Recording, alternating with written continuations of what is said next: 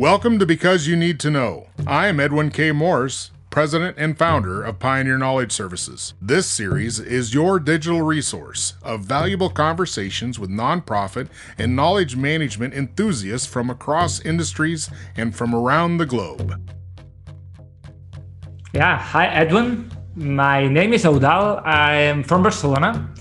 I'm the CIO at startup working in the knowledge management field. And probably one of the things I like the most, besides working, is running long distances. And even if it may sound weird, strange, or a bit freaky, I really think that knowledge management is quite similar with running long distances. You know, you face a lot of hard moments. You feel that you are not doing the things right, but at the end, if you plan everything like you should, you finish the race and you also manage to have your knowledge in place. Sometimes when I explain this to my coworkers with my team, and I try to explain how we should mimic the way we run in the way we manage knowledge, they consider that I'm a bit freak.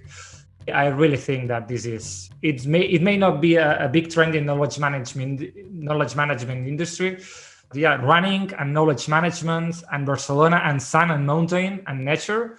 This is who I am and what I do. I like the idea of connecting something of endurance. Something that's long distance running is about endurance and being able to manage the issues that come up in that long run.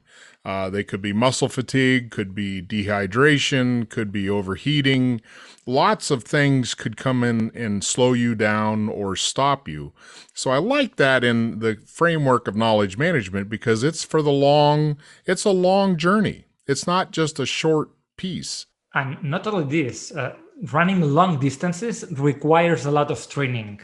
So to get a good knowledge base, it requires very small pieces of knowledge that lets you have that knowledge base. So it's extremely similar. Well, what do you see are challenges in knowledge management where you are? We are doing things in the knowledge management industry like things were done 2 centuries ago. Just think, we are using folders in our desktops, and folders are exactly the way we stored information 2 centuries ago. We are using documents, which is the way we brought information 2 centuries ago. And why we are doing this? So because when the first computers entered to the offices, the only way to make humans understand how computers worked is by mimic the way we were working before. So we are facing a problem that have obviously solutions, but the main problem is that we are working with other formats, other technologies, but exactly in the same way we worked centuries ago. You bring up something that's a hot topic for me is that I totally agree that when the digital age came about, all we did was we co-opted or we crafted what we knew and stuck it in the new technology because we didn't have any other choice, right? We had to have a user interface of some sort. And most people knew files and documents and file folders, alphabetized, all that sort of jazz. And all that translates into where we're at in this century in the digital age, which is kind of a lazy thing, I think. It seems to be a prime opportunity for challenging how a computer or digital machine could be, in this interface. So what are some of the things you're seeing or doing to help cultures adopt new ways of doing business? Yeah, that's a good question, which not an easy answer. So when we start Flaps, which is our project, we were obsessed about trying to make our customers understand that an idea cannot be stored in a file or in a file cabinet. Ideas or documents they have plenty of ideas, so there is no sense to store them in a document or in a file cabinet or in a folder. What we do is, by using natural language understanding, we are able to understand the key information from any document. So, and in any language. So a document does not talk about Barcelona or knowledge management or computer. It talks about everything at the same time. The conclusion we arrive is the minimum unit of knowledge are paragraph inside documents, inside PDF, also inside videos, because we have a lot of knowledge in audios, in videos, like the one we are recording today. So in case of multimedia files, what we do is we translate everything into text. So we speech to text the files.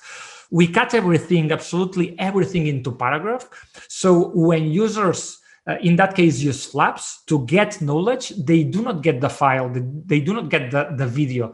They get the paragraph from any document in the system that may answer the query they have.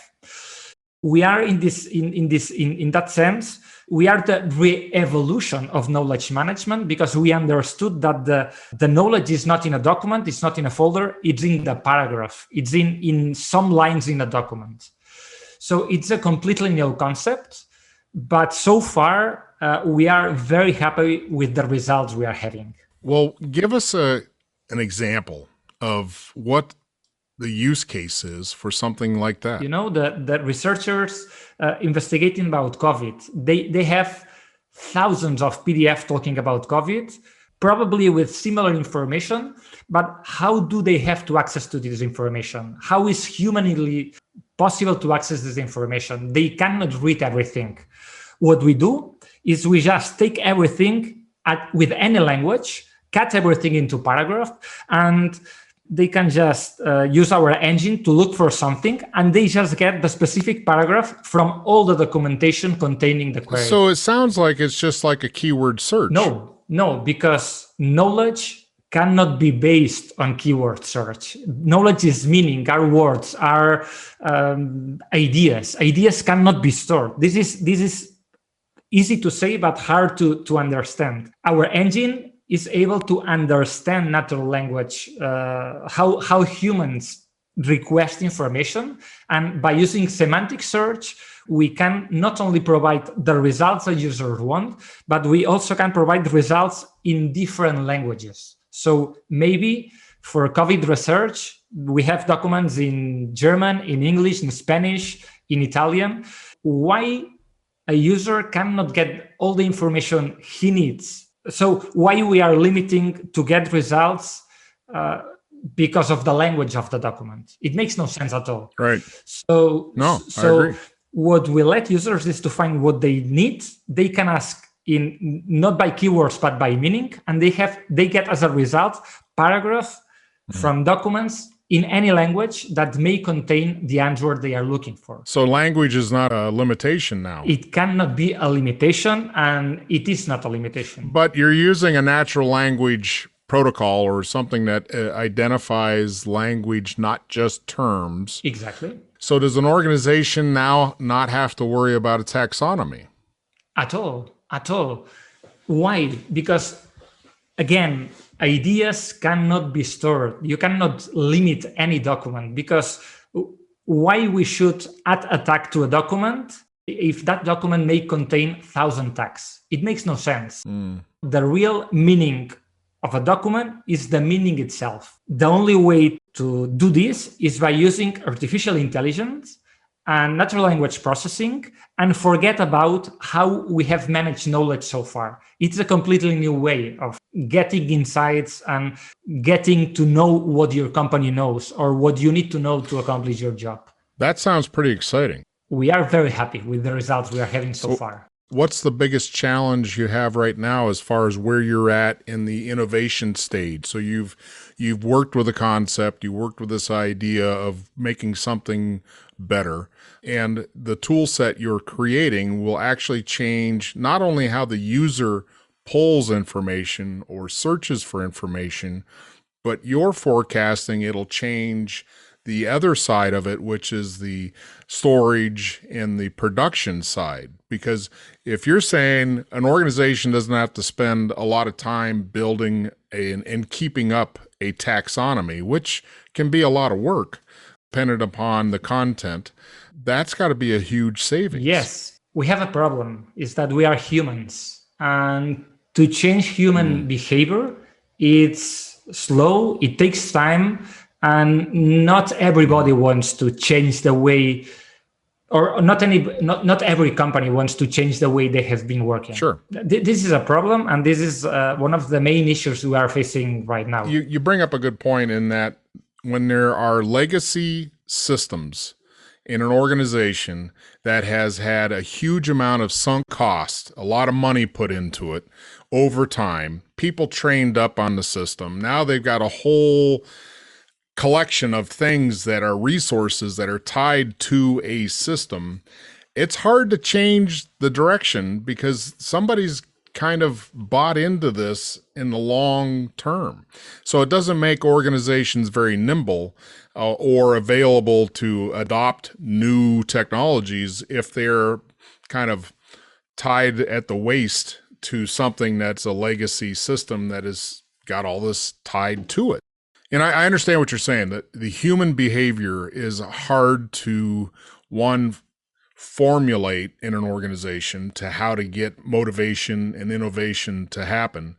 But it almost sounds like you would be queued up to work with small companies that are already flexible and trying out new things and not stuck, if you will, in a legacy world.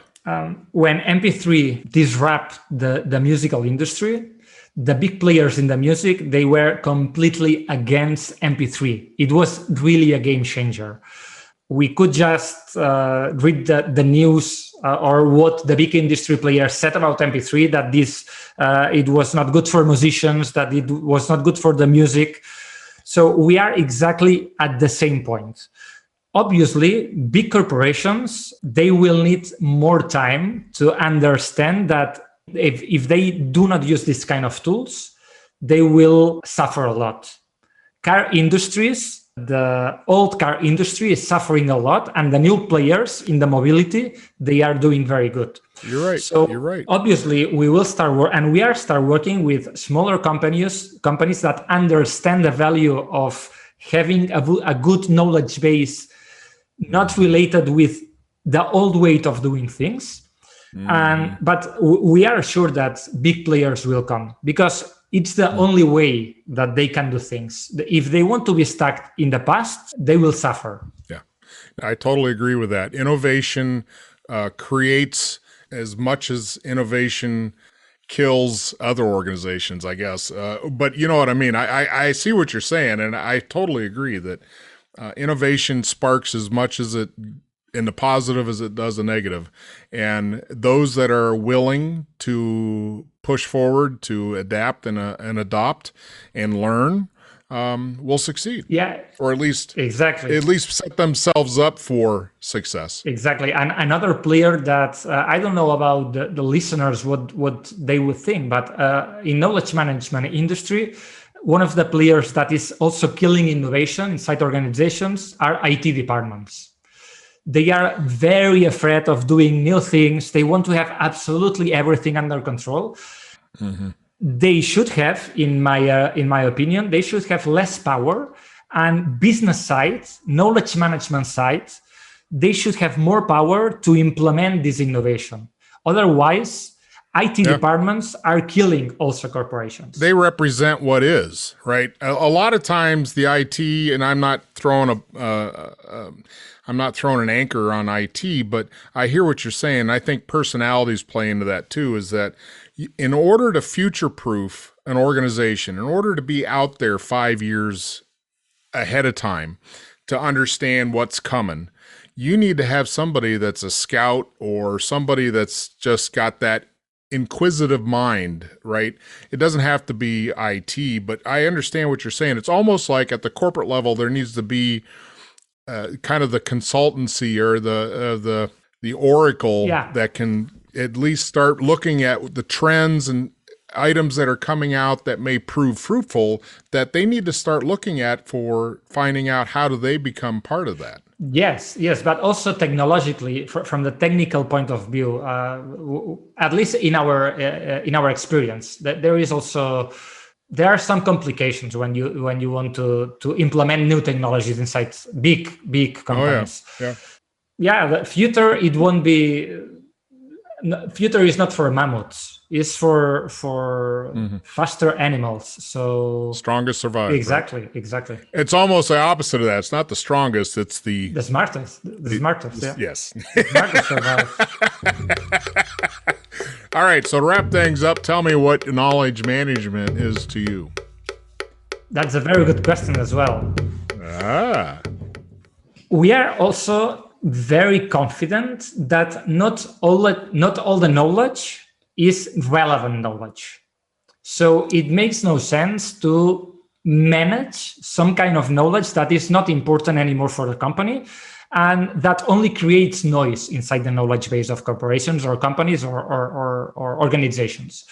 So for us, knowledge is the type of information that is very core for the company, that is some kind of the heritage of a lot of investigation and a lot of working. But one of the things that we are also trying to do is to generate an artificial intelligence model that understands what is the core information of a company and what is not the core information of the company. What's important now may not be important 5 years from now. So who's going to decide where the value lies? Because if you think about archival data, things that have been tens of years of depth of history, right?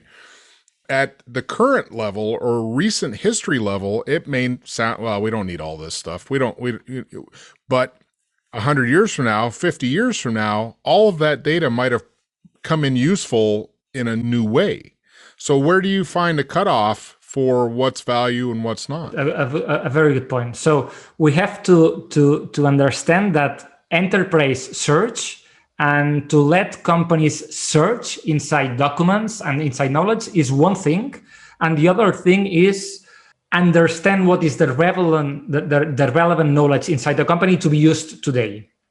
Our approach is to offer to organizations what is relevant today. And how we decide this? We have an algorithm that works together with humans, and together as a team, they train each other. Algorithm train the human and human train the algorithm to understand what's relevant today. The relevancy of what you're saying is what I like what you're saying, because it means that the system will change with the human interaction over time. Yeah. Right. So if this, say the phrase of, I don't know, red flag. If red flag is something that 60% of your company has used in the last month, that sounds like a relative term, right? Whatever red flag means, that's fine. But you're looking at relevancy in far as usage and that, but as usage goes down, Yeah. then the system recognizes that, hey, that may not be as relevant now. So now we can shift our focus to whatever the next new phrase is. Is that what you're saying? Yeah, exactly. Because we really think that, again, knowledge cannot be static. It cannot be stored. Knowledge is something that it changes absolutely every day. So it makes no sense to work with those static softwares that just index everything, because they create a lot of noise and you end up not finding anything. Not finding the stuff you need, exactly. Right? And a lot of times in those kind of search functions, you may have to weed through a bunch of stuff to find the one piece that's helpful, yeah, exactly. Or the actual thing you need. Exactly. And the worst thing about this old way of knowledge management or looking for information is that you have a lot of junk files that they are not useful. And you have to open them and you have to read them and then realize that, oh, damn, this is not what I need. And this is happening because the unit of knowledge is not a document, it's the paragraph. It makes no sense to show as a result 1,000 documents. Yeah. Nobody will read this, never. The important thing is the paragraph inside the document or the paragraph inside a video or inside an audio. Yeah. We are letting humans get the information they need at light speed, much faster. Sign me up. Let's go. Let's do it. I'm all for it. You already? Okay, so you already, you can count on it, of course. All right, my friend. Well, thank you very much for joining me today. It's been a blast, and I want to hear more. I will keep you informed, and thank you very much for letting us explain what we do and our vision. Actually, I've got a challenge for you. I think I have a use case that maybe we could try and see what the results are. Okay, it will be a pleasure. And then we'll have you back on a show to talk about what we got. Great, of course. All right. Deal accepted. Thank you very much. Have a good day. Thank you. Because You Need to Know is designed to bring people's experience and their knowledge forward to be shared. I'm Edwin K. Morris, and I thank you for joining in to listen to another conversation brought to you as a public service of Pioneer Knowledge Services, a nonprofit tax-exempt organization with a charitable knowledge management purpose. Find us online at pioneer-ks.org and add your voice to the conversation on Facebook.